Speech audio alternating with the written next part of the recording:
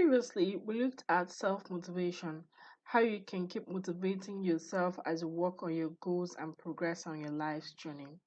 Now, we're going to be looking at problem solving and decision making, how you can actually solve any sort of problem that comes up and make those solid decisions that you need to make to move on.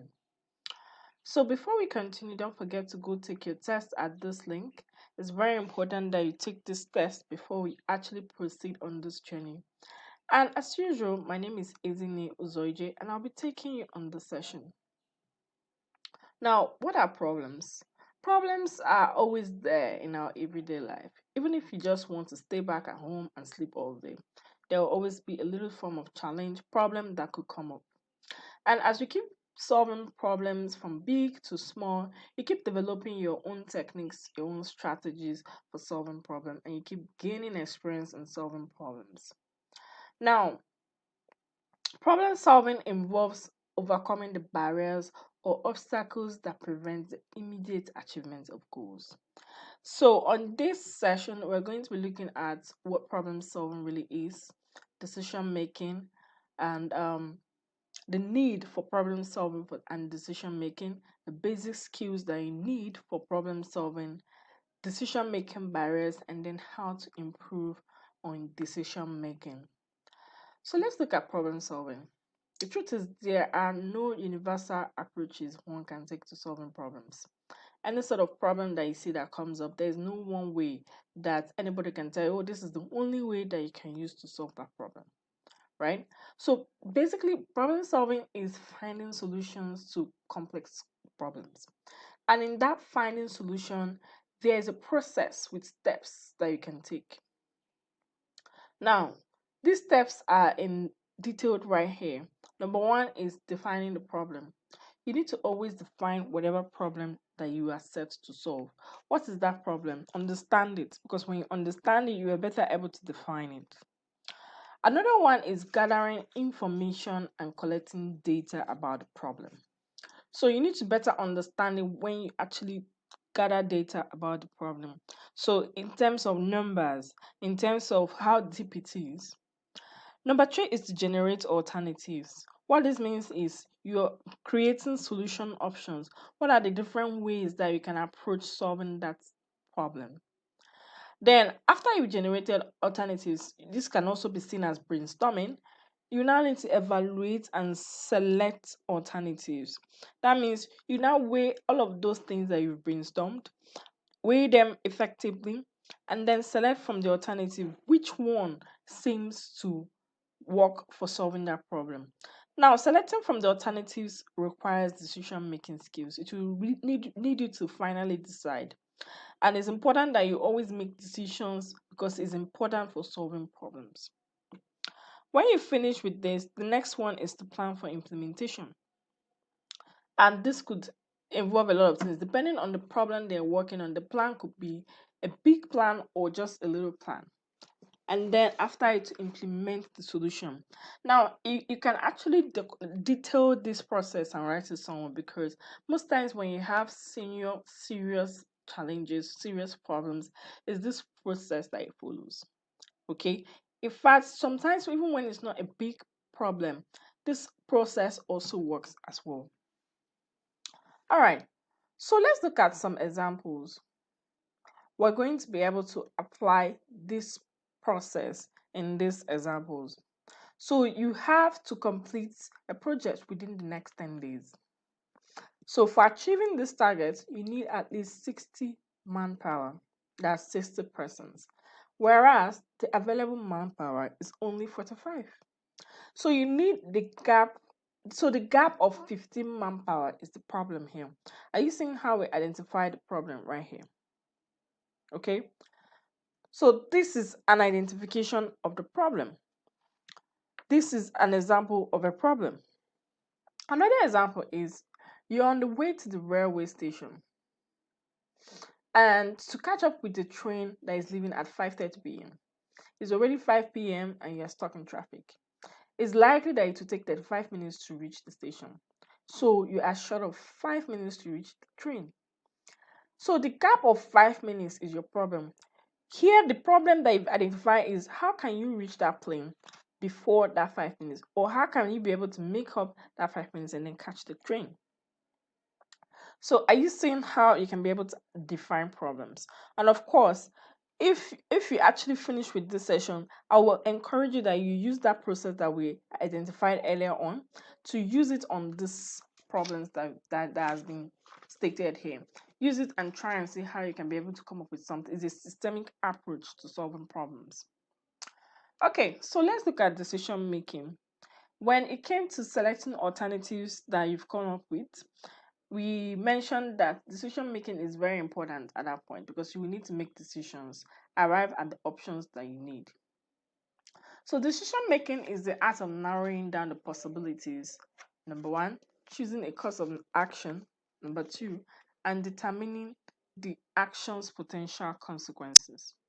So, decision making is a part of problem solving. It's a process that you would always see in every problem solving process. And the truth is, it helps you to actually arrive at how you can solve that problem. That is the importance of decision making. So, there are types of decision making that you can actually see out there. So, one is the programmed and non programmed decision making. So, this is the type that programmed decisions are decisions that have been agreed on ahead of time. So, for instance, before a challenge comes up, there is already a programmed response, a programmed decision that will be made for that problem that comes up. So, for instance, in a company can decide to have a set of rules and regulations, and then they have consequences that they set aside for when those rules and regulations are disobeyed. So, in that situation, those consequences are regarded as programmed decisions. That means for problems that have been anticipated, there is a programmed decision that will be made for solving that problem. Now, non-programmed decisions means that those decisions have not been made ahead of time, probably because those problems are new, that is, they are novel, or there are different ways of approaching solving that problem. So it will need that that problem, when it comes up, will now be taken on its own, taken separately, analyzed, and then agreed on. For this kind of decision is made for problems that ahead of time you may not ever be able to have a detailed way of approaching solving it. Now, the next one you see there is organizational and personal decisions. Organizational decision is when the executive of an organization takes a decision that can affect the entire workforce, that can affect the entire organization. While personal decisions is one that an individual takes for himself that does not affect whatever organization he's working for. So, for instance, an executive of an organization can decide that work time for everybody will be adjusted from 8 a.m. to 7 a.m., that everybody gets to report to work by 7 a.m. It affects the workforce. All right. So that is an organizational decision. The organization has decided that is now the new time for resumption. Now, the individual can decide that on his own he's going to make a personal decision that will affect only his own person. So, for instance, he could decide that the decision he will make will be because of that he wants to resign. So generally, this is one that is basically on his own life. The effect of that decision is number one on his own life before another person. He has that authority to take that decision for himself. Okay, so are you seeing the differences between the two? The organizational decision affects mostly the organization. Is taken by the organization, affects mostly the organization. Personal decision is taken mostly by an individual and affects mostly the individual. Now, the next one is routine and strategic decisions. So, routine decisions are decisions that don't need much analysis and evaluation. In an organization, routine and strategic decisions are frequently made. Routine decisions are decisions that could come up to be made from time to time. They are usually repetitive in nature. For instance, who can represent the company at an event? That's a routine decision. And this kind of decision can be delegated to the lower management or middle management staff. It's not so serious. but it comes up from time to time. Who can represent this company at such event? And they can just send someone. Why strategic decisions are higher level decisions.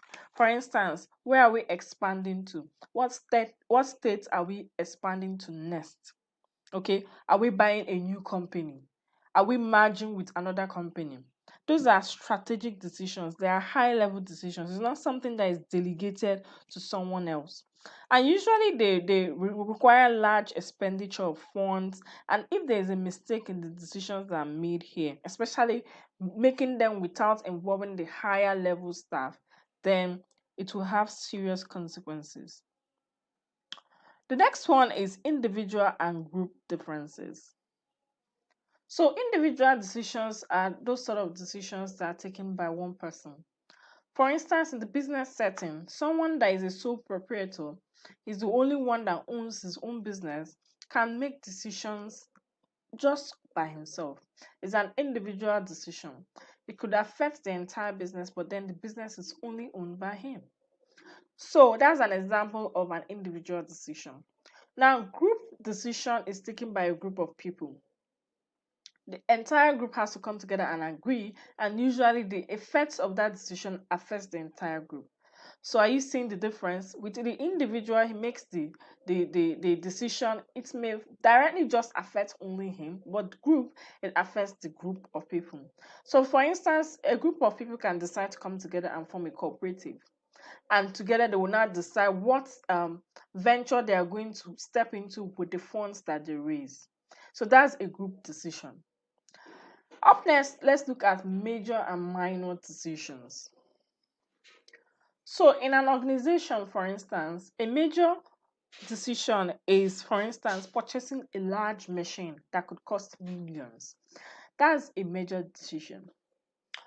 Another one, a minor decision could be, for instance, buying a ream of paper, A4 paper for printing. That's a minor decision. The consequence is not so much on the organization. So this is the difference between major and minor decisions. Up next, let's look at tactical and operational decisions. Tactical decisions are also called policy decisions. So, tactical or policy decisions usually have a long term effect or impact in an organization. So, usually it's taken by the top management staff. For instance, a tactical decision could be whether to start giving employees bonus. That's a policy decision because, of course, it has a long term impact. When you stop it, there could be issues. So, it's not a decision they will just start taking just like that. They will need to check the long-term implications and impact. So an example of a policy decision. Now, on the other hand, an operational decision could be if they finally decide to now do that, to calculate the bonus that they want to give for each employee. Maybe employee A will not get the same bonus as employee B based on their cadre or work experience. Then that's an operative decision. That calculation on its own is an operative decision. It doesn't need so much deliberation. It's just do this, do that. It's an operational thing, something to be done. That's an operational decision. So I know this can be a lot, so you can actually go back, rewind, and understand the difference between all of these decision making styles. The thing is, in organizations, wherever you work, in your own decision, in your own business, these decision making styles are things that will keep coming up from time to time. And you will need to always understand what kind of decision do you need to make per time. It will not be okay for you to let someone that should not take a tactical decision take a tactical decision, for instance, because of course the long-term impact and effect could affect your organization. So I hope you understand what this is all about, the types of decision making, and it's something that you will always get experience in from time to time as you continue. So, why do we actually need to solve problems to make decisions? It's because no business is immune to problems. There must be a problem, a challenge that could come up in businesses. When you start any business, there will be a little problem or the other that comes up and then shows its face. Now, it's important that you actually anticipate these problems and understand how to solve them and make decisions. Also, every aspect of your daily business routine will center around problem solving. And when you understand how to solve problems and make decisions very well, it helps you create an edge in the management of your business. You will see that the business can even grow to greater heights because the way that problems are being solved are faster or more effective for the business. So there are basic skills that are required for problem solving. You will need to be creative. You will need to be able to stretch your own creativity, imagination, try out different things in problem solving. I mentioned earlier that there's no one fast rule or fast solution to every problem. So creativity is very important for problem solving. You will need to understand how to make research that problem, know how can we do this differently, how can we solve this differently. Another point is that you need to understand how to work with a team to solve a problem. Just like we checked in leadership styles, there are situations maybe when you would need to deliberate with a group, with a team, and ask for their input. Ask them what do they think? How do they think that a certain problem could be solved? And of course, there are certain problems that you could have, and the entire team does not need to be involved. Maybe a certain caliber of the top management that will be involved. That will be the team that will help you put inputs for solving that problem. Another thing is emotional intelligence. Emotional intelligence is important, especially when you are solving problems that have to do with the staff. Maybe their salaries, their bonuses. It's very important that you employ emotional intelligence because when the staff feel like they are being overworked and not rewarded enough, when they are not motivated, then you could start having problems in your business. Then it's also important that you understand how to take risk and manage risk. Risk management is important for problem solving. You need to actually anticipate what are the kind of challenges that could come up because you've taken a decision, because you've taken a particular problem solving approach. When you anticipate it, it's better for you so that you can be able to manage the risk that could come up. Then you need to make decisions and make them pretty fast. Decision making is a very this thing that we just talked about here.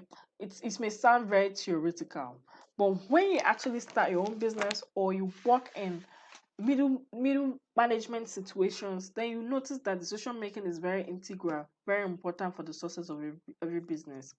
There are decisions that you may not need to make very fast, but you need to make it on time. And so these are things that you need to understand for problem solving. You also need to understand how to brainstorm very well and then to identify the options that exist for solving any problem that you get. So there are barriers that could come up for decision making. When you're trying to make decisions, there are barriers that you could actually meet. Number one is information related barriers, where the information that you have is not enough. You have not enough information that could help you to solve any problem and then make a decision. So at this point, when you have this sort of barrier, it's important that you go ahead and make more research. Go ahead and find out more information that you can get. So for instance, at this stage, it may need you spending more money and all of that to get a lot of information so that you can arrive at a great decision. Go ahead and understand what it will cost you and then arrive at the right decision for that time. Another decision making barrier is circumstance and time related barrier. Time related in the sense that maybe there's not enough time for you to arrive at a great decision. Maybe there's not enough time for you to make the adequate research that you will need to make to arrive at the right decision. Circumstance barrier based on maybe a circumstance that you are not yet used to, that you don't fully understand. For instance, right now that we are in a global pandemic, there are a lot of companies that have never been in this kind of circumstance before. And then they see that the barrier that they get to making their decision is they've not been in this kind of situation, it's a different circumstance. And most of the time, the approach to solving this kind of barrier is to gather more information related to the past. How were companies in the past, how were people in the past able to solve that challenge based on that situation you're facing? Now, another thing that you see as a decision making barrier is cognitive biases. So, cognitive bias happens when you actually deviate from the normal way of doing something. So, for instance, you've seen that process that we stated that is okay for taking decisions, but then you don't take that process, you don't take that sort of approach for solving problems. You then go ahead and remember that your friend or someone that you know took a decision based on a certain way, and you just take that shortcut. You do exactly as they did. This can be a barrier for your decision making because you don't arrive at that decision all by yourself. You actually copy what someone else did. This is just an example of cognitive bias. So, these are the barriers that you can face when you're making decisions. So, it's important that you actually improve your decision making. How do you improve your decision making? Gather information about the situation. Understand thoroughly the factors that are involved in the problem. Understand how you can solve that situation. Gather information about it. Then, number two, avoid making impulsive or emotionally charged decisions. Don't make decisions because, oh, it's a spur of the moment. Understand the long term impact. Don't make decisions because you are too angry. Don't make decisions because you are so happy. Understand what is the long term implication of that decision on your business, on your goal, whatever it is that you're making that decision for at that point in time. Also, give yourself time to thoughtfully make a decision. Don't fall into, oh, my friend did something like this. Let me just take that mental shortcut and do what my friend did. Give yourself time to arrive at your own decision. Because the circumstance that you're in may be very different from the circumstance that your friend was in. Then again, look at the situation that you have on ground in both the long term and the short term. Understand that whatever decision that you're making would have long term and short term effects. So always check to understand what is it going to look like in the long term. What effect would it have in the short term? How can it affect it? Because this will really help you in making the right decisions. All right, so I know this may have sounded really technical, so just take your time, listen to it again. Go back to this again because that's when you really gain a lot of understanding on this topic. And now we've come to the end of this topic. Don't forget to take your post test at this link. At this link, don't skip it. And I'll leave you with this quote by Mary Kay. And she said, it's not a problem that we have a problem. It's a problem if we don't deal with the problem. So understand that problems are a normal part of life. And it's not a challenge. It's not a problem that there's a problem. But it will be a problem when you don't actually address every problem that you see. See you in the next one.